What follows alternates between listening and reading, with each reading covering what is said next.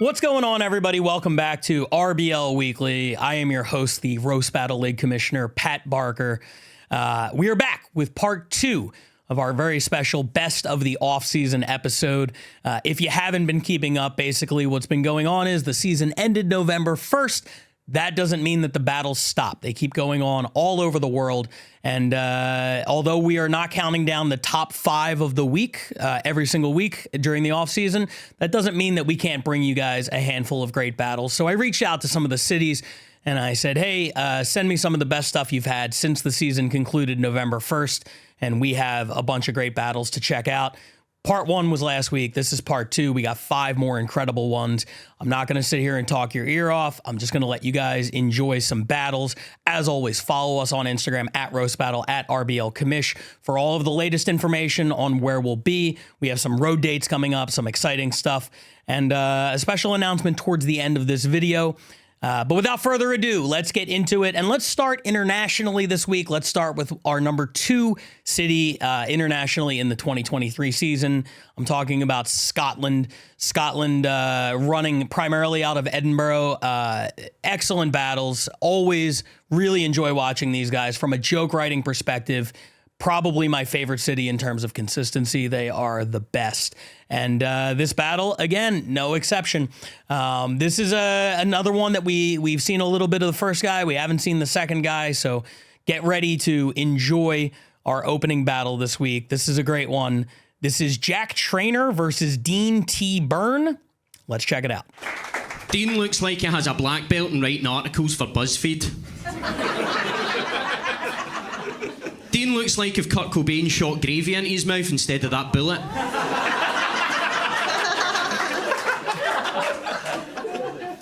Jack's size may say dwarfism, but his face says his parents were siblings.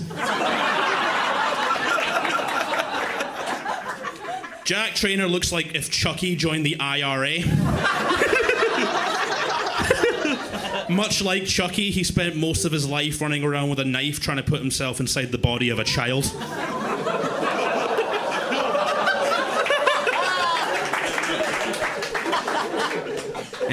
Dean, before he went through Dean T. Byrne, he had a stage name, used to call himself the Glasgow Kid, when he wasn't actually from Glasgow, which is understandable. As someone adopted, no one wanted him to be where they were from either. If Jared Fogle was the face of Subway, Dean's the face of a 3 AM kebab after a night out in which you've pissed yourself.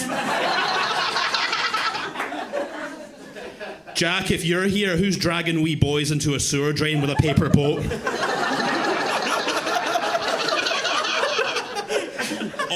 All of Jack's problems could be fixed with a razor. If you're wondering if I mean a haircut or slitting his wrist, the answer is yes. Dean smells like he still buys CDs.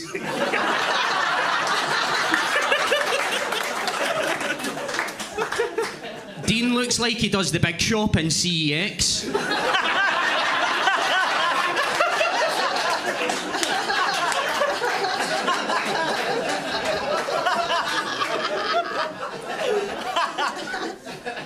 Jack enjoys drugs and once accidentally took meth. The 12 steps Jack took to recovery are the same as Mother fell down when she first held him.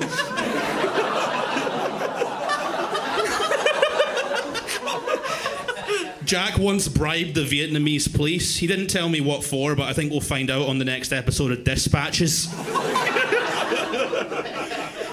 Dean was raised in Dubai, which is surprising because I didn't think you could grow vegetables in the desert.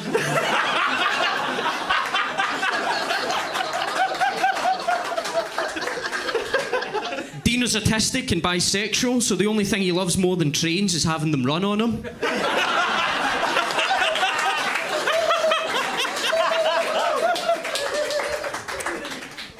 Jack managed to get a girlfriend this year, but she left him when he kept asking her to put the lotion in the basket. Jack's dream is to play a live-action Willy, but the only comic book character you're fit to play is if the radioactive spider that bit Peter Parker gave him AIDS. I think the most surprising thing about finding out Dean was adopted was discovering his parents weren't members of the Insane Clown Posse.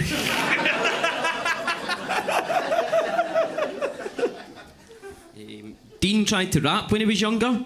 Went with the name Bookworm X. And his first song was Long Road Home. What does a long road look like for someone in foster care? Is it just one big roundabout?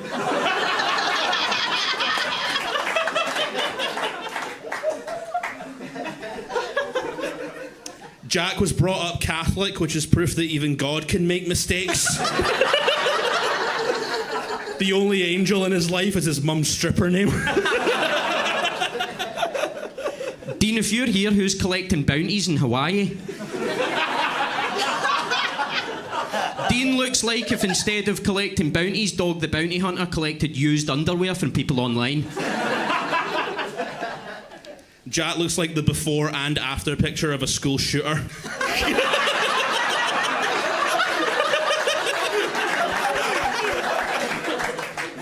Jack looks like if an ashtray was a person. Jack reinvented himself in school by sniffing cocaine and listening to the Stone Roses, changed his name to the Drums so his girlfriend would finally bang him. Dean also, as well as his rap career, tried to start a boy band when he was younger. And here's some of the names that we're going to use. Nickelback Fat. Meatloafs. Foster Care the People.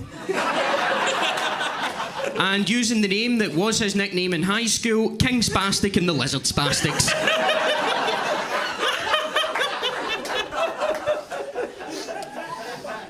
Jack also loves gangster rap. He even tried it himself when he was young, and his mum submitted one of his raps as proof of intense learning difficulties. It takes a lot to make a gay autistic foster kid growing up in the most homophobic country in the world feel pity for you, but mission accomplished, mate. But yeah, I would actually also go just had the edge was Jack Trainer.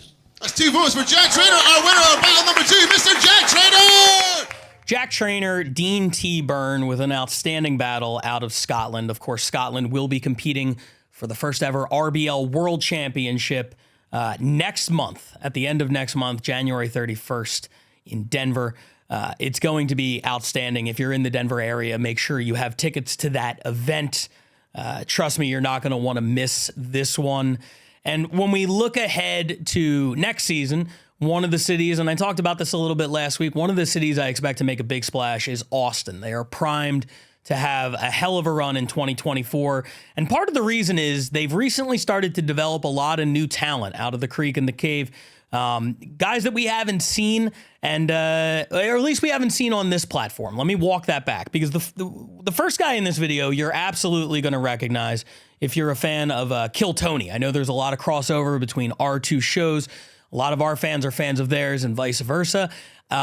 This guy, Heath Cordes, recently made a splash on Kill Tony when he had an incredible set on there. Of course, Heath, if you haven't seen him, you know, buckle up. He doesn't look a lot like some of the other roast battle competitors that you will see. But he is a killer joke writer, hilarious comedian, and he's going up against another new talent out of Austin that we haven't seen before by the name of Scott Fillmore. Now, both of these guys will be performing. They'll be battling on January 1st, which is coming up at the Comedy Mothership. As I said last week, if you're in Austin on January 1st, I'm so sorry, tickets are sold out. But keep an eye on our future dates there, because we're going there monthly. So follow at Roast Battle on Instagram. Follow at, I believe it's The Comedy Mothership. If not, look it up. I don't know. You're fucking adults. You can figure this out. I'm running out of steam on this intro, so let's just get into it. Heath Cordes versus Scott Fillmore from Austin. Here it is. One time, me and Scott took a trip to Disney World, and we were in line for Space Mountain, and he said to me, "I think you gotta be this tall to ride." Ha ha ha. I had to ride alone because he was too fat to fit.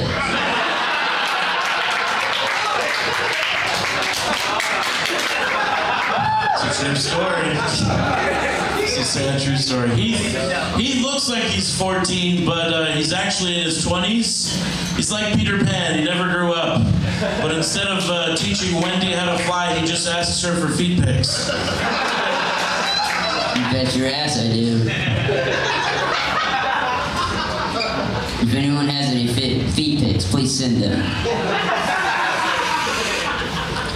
After Space Mountain, this guy told me that he was kind of bummed because he's such a fat ass. And so I told Scott, don't be sad, you just gotta stop eating so much. And then he pulled a stick of butter out of his pocket and swallowed it.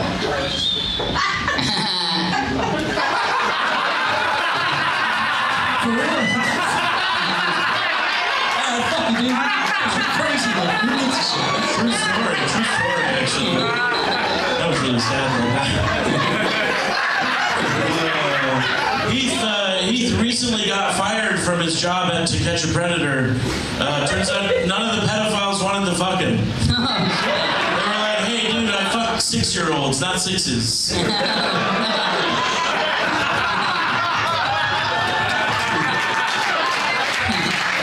Gotta bulk up, goddamn. Scott's an openly gay man, but he was trapped in the closet for a while, thanks to his stomach.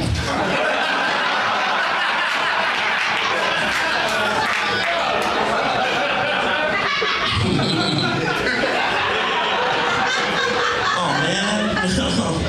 That was mean. I love it. Heath actually is really easy to get into any stranger's van. All you gotta do is offer him cocaine instead of candy. Yeah, please. So easy, guys. Scott, he loves to look at sweet, sweet cock. It's just a shame he can't see his.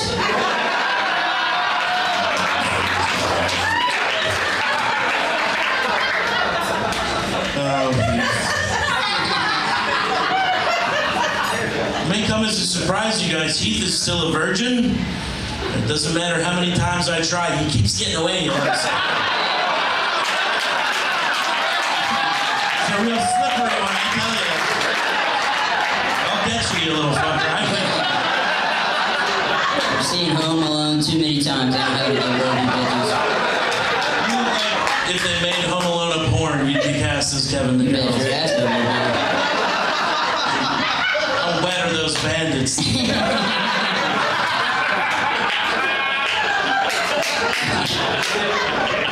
I'll wet your bandit. Shut your mouth. That's consent. You guys all heard it. That's consent right there. That's only last joke, guys. Last joke. Me and Scott, we can relate in a couple of ways. Like, I have a condition where I look like a little boy, and Scott has a condition to fuck him. It's a match made in heaven, though.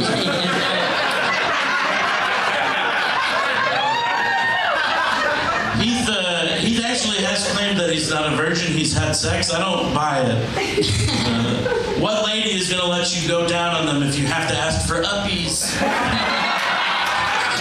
One more joke, guys. Here we go. All right. Heath recently celebrated his birthday. Happy birthday, Heath. Thank you.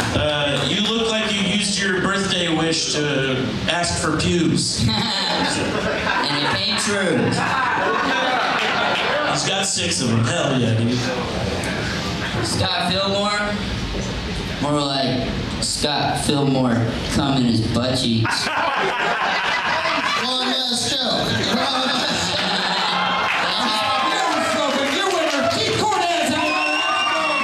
That was Heath Cordes versus Scott Fillmore from the Creek and the Cave in Austin. Heath, yes, looks like a 9-year-old boy. But man, does that guy have some fantastic jokes. And Scott, this was my first time seeing Scott. I was absolutely impressed with him. I can't wait to see what Austin does next season. Them and Chicago are the two cities, we were saying it towards the end of the year. I expect to make a big splash and to come out next season gunning for that championship after narrowly missing on the playoffs this year. And speaking of Chicago, what better place to go for our next battle than Zanies? Zanies, the new home of Roast Battle Chicago. Of course, a couple of months ago, they graduated from the Lincoln Lodge to Zanies. They've had some great shows there, and they've had some incredible battles, and this is one of them. As I said last week, if you're not already, Follow Roast Battle Chicago on social media. Subscribe to them here on YouTube and check out their Patreon. They're doing very, very cool stuff over there in the Midwest. And this battle features someone that was one of the earliest. I can't remember if this was the first ever episode of RBL Weekly before we even officially had 12 cities and a season, and we were still figuring out the format. One of our first battles, I remember, was Grace Leishman versus Evelyn Troutman. If it wasn't the first episode, it was definitely in the first 5 or so. And Evelyn didn't do a whole lot of battling during the season. We didn't see a whole lot of her, but she's back for this zany show and putting on an incredible performance against one of the rising younger stars out of Chicago, one of their newest battlers, someone I expect to make a lot of noise next season by the name of Ashley Lusk. Really fantastic battle, and I think you guys are going to enjoy it. So without further ado, let's get into it. Evelyn Troutman, Ashley Lusk. Check it out. Guys, Evelyn has a lot of body image issues, which makes sense because she hasn't seen her reflection in hundreds of years.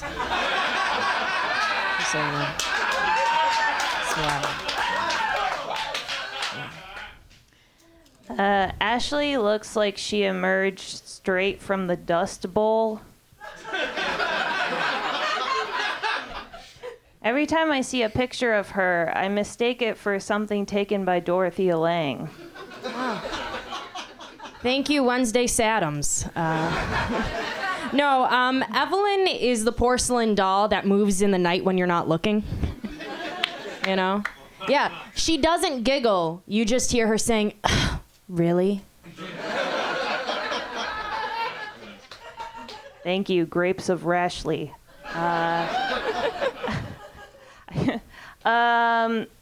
Ashley used to work at Victoria's Secret, which really destroyed her body image. Because every day she would have to use a measuring tape, and you can wrap that pretty tight, but it can still only suspend so much weight.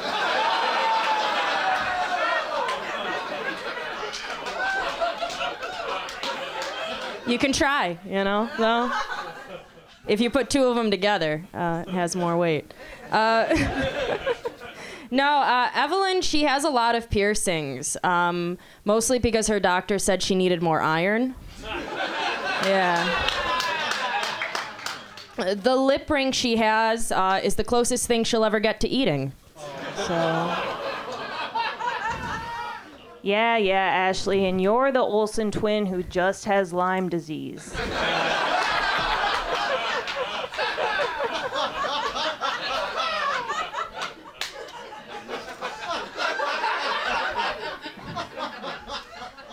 Ashley is like a dead tooth.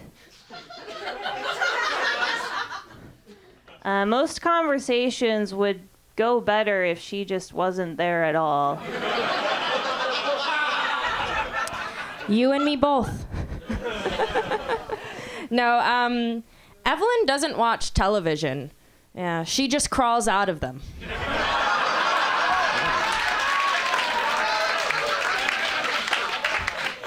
Yeah.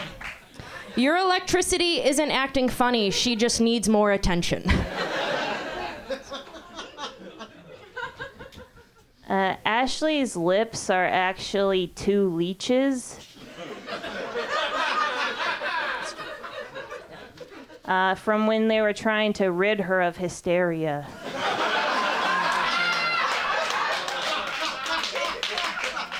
Thank you, Sarah Slenderman. Evelyn has the face of an orphan who was 35 the whole time. Yeah. She's not a 90s baby. That's just when the archaeologists excavated her. Yeah, it's wild. Ashley has a minor in criminology. Yeah, she tried to go into forensics, and then the coroner was like, how did you open the drawer from the inside?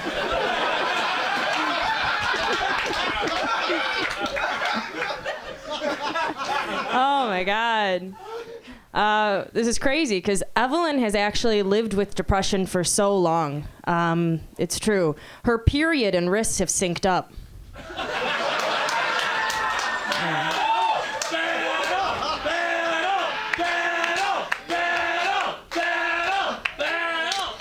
Guys, if her wrists could talk, she'd be arrested. I like being around Ashley, but I'm always afraid I'm gonna contract some Victorian era disease. I got it. Thank you. That was it. Yeah. I appreciate it. Last joke. As a compliment. Evelyn, from her eating disorder, has osteoporosis. I know, which prevents her from bending and twisting, unless it's the truth about who the real Evelyn Troutman is.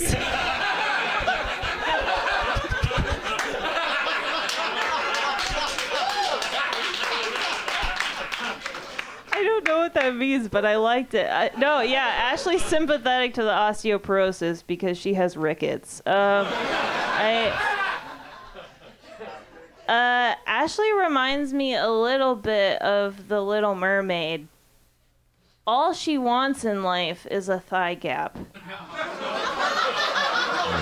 Yeah, I'll give it to Ashley. She did very well. Both. Wow, Ashley wins it. But one more time for this battle. Both of them are amazing.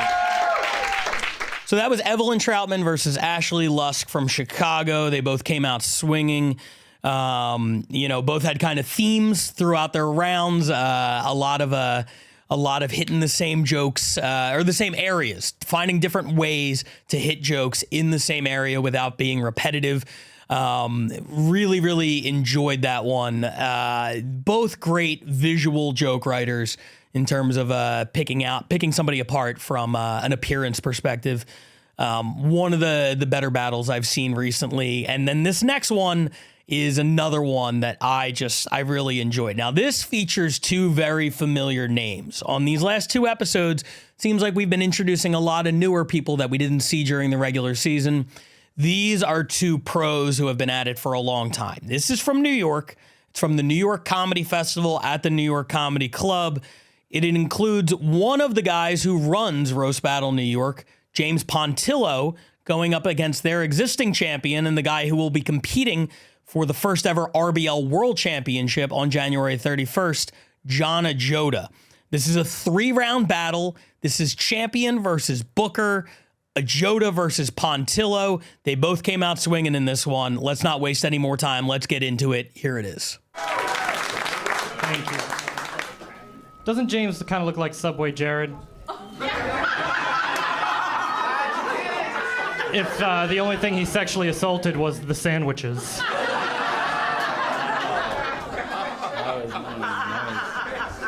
Wow, during a war. That's crazy.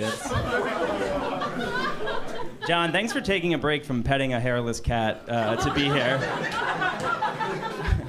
John's Indian, so he doesn't eat cows, he only fucks them.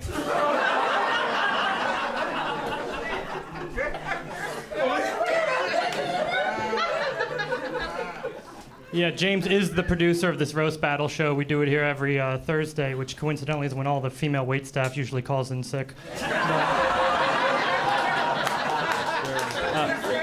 The reason we do it at New York Comedy Club here is it's the only comedy club in New York that's more than 500 feet away from a school.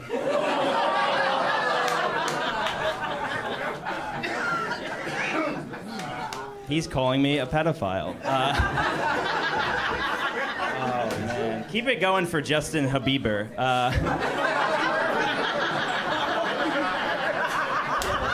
Justin Habiber.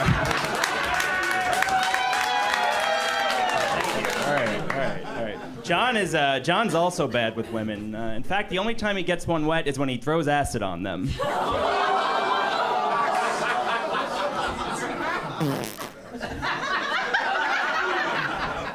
They shouldn't have spoken in public, but shouldn't you be hugging someone's girlfriend goodbye slightly too long?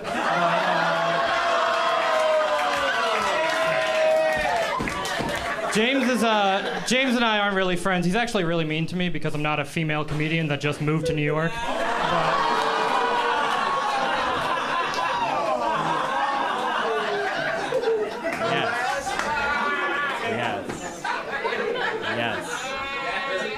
I respect women. John comes from New Jersey. New Jersey is also what his sister made me at her sweatshop. Ladies and gentlemen, it's round 2 with our final bout. What do y'all say? Give him a round of applause. Wasn't that a great job by Osama Ben Shapiro?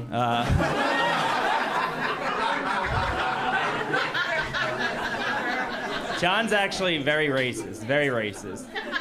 He tried joining the KKK, but all his sheets were on his head already. John looks like that dude from One Direction. Oh, sorry, I mean, when John looks at a dude, he gets one erection. He's gay. John's dad's an illegal alien, which is ironic because his son's a predator. The movie, all right. John's Indian and Italian, which means he uses rupees and roofies. That's good. I hope we do round. All right. John tells a lot of really long-winded jokes that suck. I guess bombing during a marathon is a cultural thing.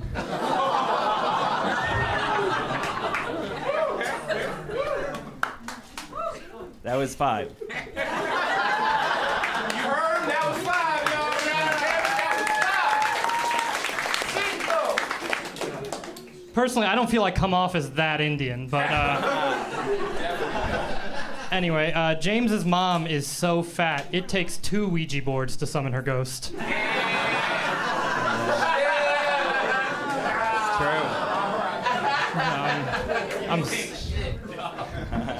I'm sorry for your loss, but thank you. I did check beforehand. I did my research. She is in hell. Yeah, her punishment is to be constantly reincarnated as a 21-year-old girl left alone at the bar with James.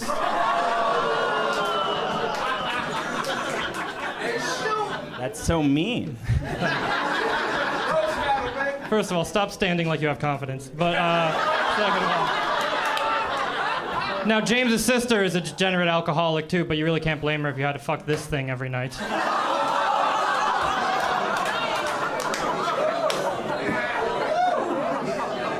His pickup line to her is, "It's what Mom would have wanted."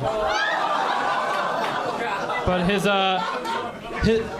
his whole family suffers from drinking problems. His sister struggles with alcohol, him ranch dressing, I assume. And his mom with Satan's cum. That's not. That's 5. That's also 5. For the final time this evening, it's going to be 5 jokes. It's going to be tit for tat. Who went first in the first round? John's going to get us started, so y'all, for funsies, give him a round of applause. Let's roll. Wonderful. You guys know those like LaCroix sparkling waters? How they have like that flavor, that essence of a flavor? It's not really there, but you can kind of smell it. You know it's around. That's how I feel about James with like retardation. Like, he smells retarded, is what I'm doing.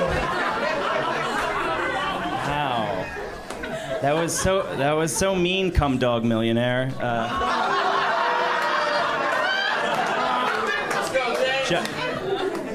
John looks like the genie that comes out when you rub a bottle of chloroform.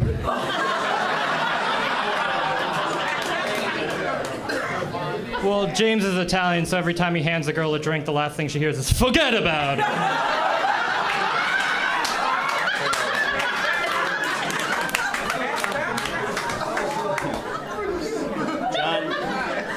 True. John's Middle Eastern. The 3 things that define him are family, friends, and a lot of rape allegations. I think we're both rapists. That's disrespectful to the one true God, but James has ADD, so all that means is that he has to watch child porn and 10-second TikTok clips with a little video game at the bottom, but...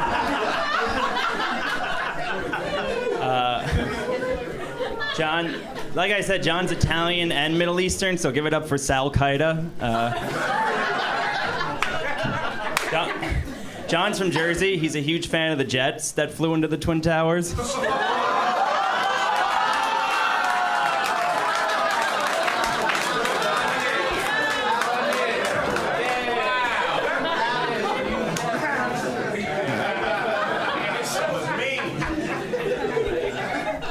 So James's father remarried after a tasteful amount of time to a black woman, as a matter of fact.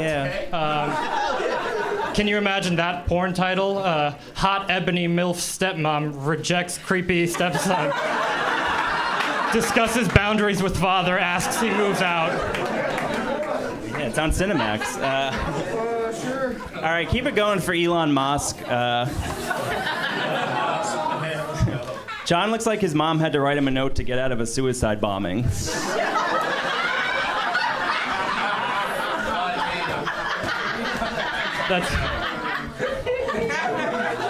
That's Rich coming.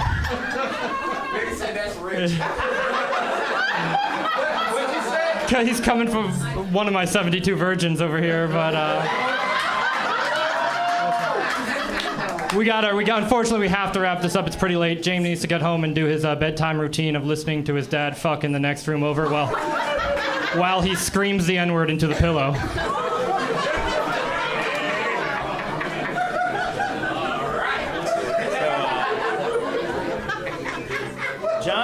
John didn't give me a ton of info. He did tell me he's really into hard rock or any other object he can toss at a woman for reading. John and Joda takes the battle, but give them both a round of applause. Funny shit. So that was the champ, John Ajota, the New York champ, perhaps the world champion shortly. We will be finding out, going up against one of the co-bookers, co-runners of the New York roast battle scene, James Pontillo. The battle was a lot of fun, and to me, just watching that really enforces that the other three battlers at the RBL World Championship are going to have their hands full with John Ajota. That guy is an absolute killer. The way he broke down James' character assassination, I felt like from the opening bell. It was really, really impressive and a great, super fun battle to watch. And we're going to close out this week's episode with the other American city in the championship right here in Los Angeles. This one's exciting for me because this is the first battle we've watched on this podcast from our Jam in the Van location down in Culver City. Now, what happened was a little bit over a year ago, we entered into a partnership with Jam in the Van, which is a secondary venue for monthly comedy shows, monthly roast battles, and we have had some of the absolute best battles that we've ever seen at Jam in the Van over the last year. The problem is, the way that agreement sort of worked is they had access to the footage and we were not able to use it here on RBL Weekly, which, number one, affected Los Angeles, I feel like, negatively in the standings, and number two, it didn't help the podcast any. It didn't help our YouTube channel not having access to that footage. That being said, the partnership has been very, very successful on Instagram. Several of the videos well into the millions on views. Greg Roque versus Digits recently was at 6 million views. Joe Urell versus Mike Eaton was at 4 million views. And we had several others in the 7-figure range. We've talked to Jam in the Van and we've been like, hey, we would love to have that footage for YouTube. So what we're going to continue to do is on Instagram, the collaborations, which have been doing very, very well. If you're not following Roast Battle, make sure you're doing that now. If you are, you've surely seen these videos because they've been very successful. But starting, it might have already started by the time you watch this. If it hasn't, it's going to start very soon. The full Jam in the Van episodes, the same way we are now doing full Belly Room shows, the same way we're now doing the full Mothership shows. You guys love the full shows. So we went to Jam in the Van and we said, hey, can we just put these up on our channel? And they said yes. This also means occasionally we'll be able to watch some of it here on the podcast, which is the case today. So this battle is from the first full show that we either have posted by the time you see this or will be posting soon. So keep an eye out for that because it was an incredible event. This was one of our LA versus the Bay events. We have a lot more of that coming up, including, and I'm just going to throw two words at you right now, more explanation in the future, but starting in January, California Cup. That's all I'll say. We have a lot of fun things planned this year. The California Cup is where it's all going to start. But this was from LA versus the Bay last month. This is Jake Hart versus Morgan Anderson. Morgan Anderson, of course, the winner of the South by Southwest tournament last year, going up against one of the rising stars here in the LA area in Jake Hart. Here it is. Morgan is like the Cosby Show. She's funny, but she hasn't aged well.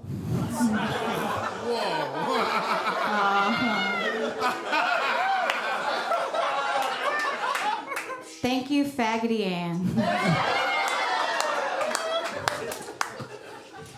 Jake looks a lot like that kid from The Sandlot. If he grew up to be a different kind of catcher.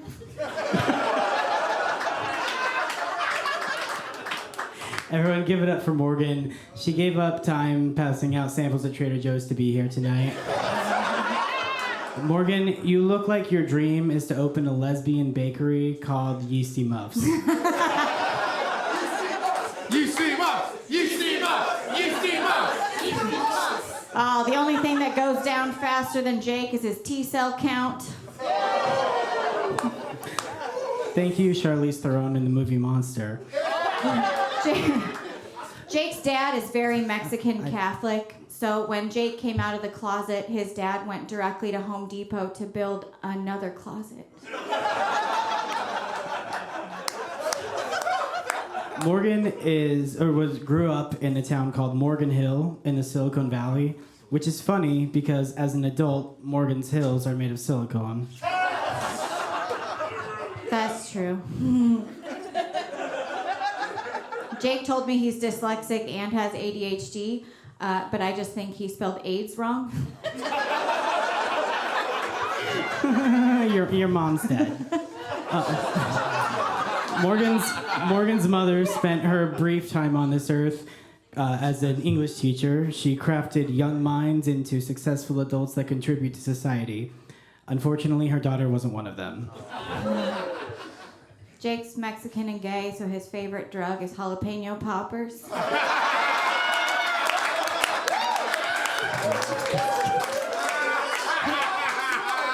Jake is half Mexican, but fully gay. That's why he always has a wet back. Morgan just looks like there's a group chat dedicated to talking shit about her. Morgan, if you're here, who is trapping men in corners at parties to talk about their birth charts? Jake, Oh my God! Jake, if you're here, who's selling ecstasy in the women's bathroom? Folks, is that it? No. Oh shit, last show!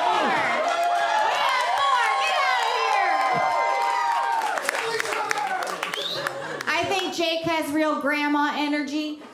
And by that I mean he could make a mean chocolate chip cookie and will tell you a very loud story about the first time he ever gave a hand job to a colored boy. Folks, we're up 1, LA. Keep it going for Super Stampon, Jake Hart! So that was Morgan Anderson and Jake Hart having a fantastic battle at Jam in the Van, right down here in LA. Very excited for the partnership with Jam in the Van and kind of the little tweaks on our footage sharing so that hopefully we can bring you guys more of that on this channel. That being said, make sure you follow Jam in the Van on YouTube. They have a channel as well, and they've posted a lot of the full battles there. The Instagram clips go through the roof. The individual battles they've been posting could use a little more love. So when this video is finished in a couple of minutes, make sure you go over, search for Jam in the Van, subscribe to their channel, and check out some of the old battles that you may not have seen before, and some of their other stuff. They have great comedy, music. It's a really, really cool venue, and they're doing some great shit down there. So make sure you're checking that out. That'll do it for this week. That'll do it for the 2-part episode, the best of the off-season. Those were some of my favorite battles that we've had. From here on out, it is full championship prep mode. We will be diving into the championship over the next month. We'll be showing you guys a lot of great battles, again, from all over the world. We have some cool surprises planned and everything like that. So make sure you are tuned in. Make sure you're subscribed. Make sure you're checking us out every week as we head into championship season. And then after that, we might have to talk about what the 2024 season looks like and whether or not there will be any new cities joining the fray. But we're not going to get too into that right now. For now, subscribe to us, subscribe to Jam in the Van, follow everybody on Instagram, do all of that. This is what I'm supposed to say, right? Like, rate, subscribe, review, leave a comment. Brian Moses will be back next week, so make sure you're leaving insulting things for him to read because he reads every comment and takes them extremely personally. I avoid them like the plague. I don't want to know what you guys think. Ignorance is bliss for me, but he checks them all out. So leave your ignorant, mean comments about Brian Moses down below. And make sure you're tuning in next week. That's when we'll see you guys with more RBL Weekly.